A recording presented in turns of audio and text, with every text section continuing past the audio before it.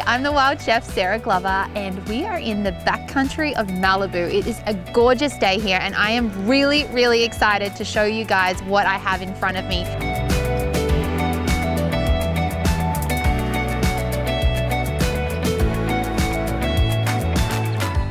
This is a box from some friends of mine, and they've put it together as a quarterly drop.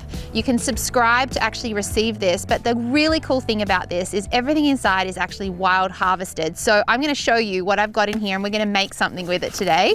All right, so it comes in the mail, and it will all come in frozen, the produce that you're getting in here. So I have got some Californian butterfish, so a beautiful fillet. I've also got some bison. So this bison is 100% grass-fed from South Dakota. I've also got some ground bison too, which is so handy to have in your freezer. We've got some field harvested Maui venison, which is actually an organ blend. So it's also got heart and liver in it, which is so, so good for you. I have got some wild rice, which is actually from Minnesota, and it has been harvested by hand using canoes. We've also got a few little herbs in here. So we've got some wild mountain sage, some savory leaf. What else have I got? I've got some morel mushrooms, which have been dehydrated. They're so easy just to bring back to life by adding some water.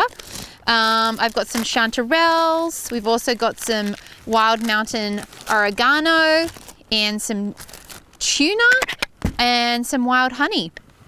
Tell you what, that is like pretty epic what's in here. I think today I'm going to do something with the bison chuck roast, and I'm going to add some mushrooms in there. My nan actually used to make a kangaroo stew because we used to hunt baby wallabies in Tasmania because they're an invasive species there. And this recipe, I'm going to use the bison. I'm also going to throw some mushrooms in there, and I'll probably use some of these herbs. So let's get cooking. So I have got a bison chuck roast, and it's got the bone in, which I love it when meats come with the bone because there's so much collagen and flavor in your bone. What we're going to do is actually start by just slicing it into some nice chunks. This is going to break down in our stew, so we don't need to stress too much about it being like perfect size bits of meat. I'm going to just cut this through here. I'm just going to cut it into, like, just naturally you can see where the silver is. You can actually just take your sharp knife and run it around it.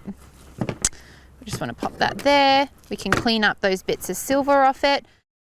With a stew, you want to be mindful of getting some nice color on your meat before, so it's called browning the meat. So this essentially it starts to get all the caramelization happening with the meat, so all the sugars start to open up on the protein. So I've got some ghee here. I like the ghee because it's got a nice flavor to it. So it's basically clarified butter. I have a stock pot, or we call it a poikie, which is like a Dutch oven. I've had my fire going for about an hour, and I'm going to toss in a good tablespoon, maybe 2 of ghee into my pot, and I just want that to melt down before adding my bison in. I'm going to stoke my fire up a little bit and get some more heat going under it. Obviously, you can also do this at home on your stovetop, but there's nothing better than a campfire stew. So we've got our bison here, and what we want to do is brown it up. So I'm going to start popping bits of my chunks of bison meat into the stock pot, or poikie. Bone in, and we're just trying to get some color on our meat, which is such a key component to a good stew. A lot of stew recipes will also say like ask you to put flour in it to help thicken it, but if you've got really good quality meat and you're also using a bone that has gelatin in it, you don't need to add any flour into it. So as long as you're just taking your sweet time to give it the time it needs to really cook off, you'll be totally fine. Another little trick, you don't want to be moving your meat around too much. You really only want to be turning it over a couple of times, like 2 or 3 times. The more you move your meat in the pot when it's starting to get this color on it, the more it's actually gonna stew it. And what we're actually wanting to do is like get that lovely brown golden flavor on our meat. I never thought about the fact that on camera my nails will look like it's blood. All right, so any good stew should always have some carrots and some potatoes, and they're basically like a starchy vegetable that's going to also help thicken up your liquid as it cooks off. I'm just going to check our meat in the pot. I've added some salt too, starting to get a nice little bit of color. So we're going to chop our vegetables. If you're at home and you had access to a peeler, you could peel your carrots and your potatoes. Here in the wild, I do not have that, and I also feel like it's kind of cheating if you peel things. So we're just going to halve our carrots, quarter it again, and I'm just cutting them into little cubes. Essentially, the vegetables that you add into your pot, they're going to retain a lot of its shape. So whatever you chop them into, whatever size you chop them into, is kind of like how you're going to be eating them. So I suggest keeping that in the back of your head when you're chopping up your veggies, that you're not making them too big and you're not also making them too small, that you're not going to taste all the flavor, because this is going to cook for a few hours, and so all of these vegetables are actually going to absorb all the flavor from our meat and our stock and our wine and our mountain herbs. It's going to be fantastic. So at 2 carrots there, I'm going to do a onion, so brown onion, and we're going to chop this guy. Every good stew will have an onion. There goes a leaf. I'm going to show you a little bit here. So this is like getting a nice little bit of color on our bison. This is exactly what we're looking for. Just that beautiful caramelized flavor. Cool, dropping my onions in. Just going to give it a little mix through. And I'm wanting to just get a little bit of golden color on my onions with my meat as well. So the potato you pick for the stew is really going to matter. You want to make sure it's a nice, like it's a starchy, high starch potato that's going to hold its shape as it starts to cook down. You don't want one that will be good for mashing. You want to make sure it's like a good one for roasting, because they're going to hold its shape as the stew cooks for hours. So just ask at your local farm stand what the varieties of potatoes are and what they're good for cooking for. It's a great way to get to know your local farmer and also educate yourself on the different varieties of potatoes. So I've got some of the wild mountain sage I'm going to pop in the pot. It's probably about a tablespoon. And then I've also got some wild mountain oregano too. About a tablespoon. It's a good idea to add your herbs in with, like, when it's in the stages of the meat and the onion starting to basically caramelize. It's really going to help to open the flavor of the herbs up. Like, I can already smell the aromatics of it. So just a little hack, don't add them in with the liquid part. You want to give them a couple of minutes to just let the flavors open up, because they have natural oils in them, the herbs, and so they're gonna, when you add heat to them, all the oils are gonna basically open up and that flavor is gonna come out, particularly because they've been dried down. Okay, so I'm gonna add in some stock. Make sure you use a good quality stock, not just like a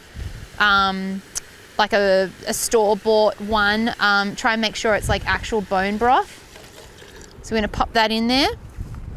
That is about 2 cups. And then I've also got some red wine, which is key. My mushrooms went flying. I'm going to do about 2 cups of red wine with that. And I've got my mushrooms here, which are the chanterelle. I'm going to add those in. So when you add your dried mushrooms to your liquid, they're basically going to rehydrate. So they're going to take on board all of that liquid flavor and add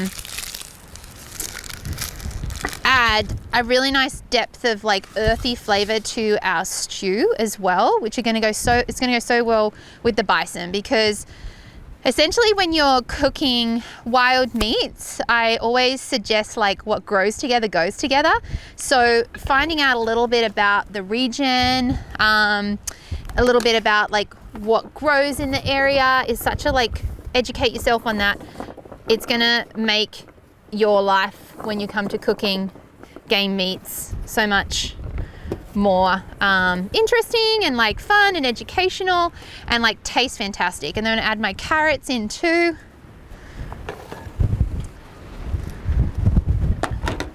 And I'm gonna give that pot a nice stir. I'm gonna mix through all of the flavors. And then we're really just gonna pop the lid on it now, and we're gonna let it cook. It's gonna take about 5 to 6 hours for this stew to really like absorb all of that flavor, to cook down, for the meat to soften and start to pull apart. So you're gonna put your lid onto it and you're just gonna, you know, hang out by the campfire.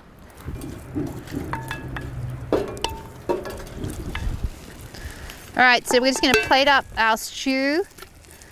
It's looking so good. All that water, all the liquid, the stock and the wine has like absorbed into our meat and our potato and our carrots. And it's got like just a really nice glisten on it too, which is like all of the collagen and the marrow in it coming out, and that's what you're looking for with a really good stew, is that kind of like glistening color. And those potatoes have held its shape really well. What I'm gonna serve my bison stew with is with some crusty campfire bread, a little bit of sourdough, and I'm just gonna slice it up here, pop some on the side of the plate, and you can mop up all the juices with it. We found some actual mountain sage, fresh mountain sage here where we are, so I'm gonna pick a few leaves and I'm gonna shred it or just cut it really finely and just finish my stew off with that. And that looks so fantastic. Make sure I don't burn my bread. Keep it by the fire. There we have it. Bison campfire stew. All right, let's give this a try. This is looking so fantastic. I just want to show you how well this meat has like started to cook down. It's got, just, you can pull it apart really easily. The flavor is rich. I can really taste the red wine in it. The bison is actually such a mellow flavor. Some people like it more than beef. I love the potato in there. It's gonna give you that nice like creamy starchy flavor to it. This takes me back to my childhood, eating kangaroo stew at my nan's. All right, so if you guys want to get some of this incredible produce and you want to start experimenting with some wild harvest, Wynwood Westwood, I'm going to put the link in the bio below for you guys, so make sure you check them out and subscribe to their emails and newsletters. We're going to be putting lots of amazing recipes there for you guys to try. Thanks for joining today. Make sure you give me a thumbs up. Let me know what you think about this. Subscribe to my channel and hit the bell so you know next time an incredible recipe like this comes out. All right, I'm going to have a moment with my stew and just remember how good my nan's kangaroo stew was and do us some proud by eating this around the campfire. Thanks so much for joining.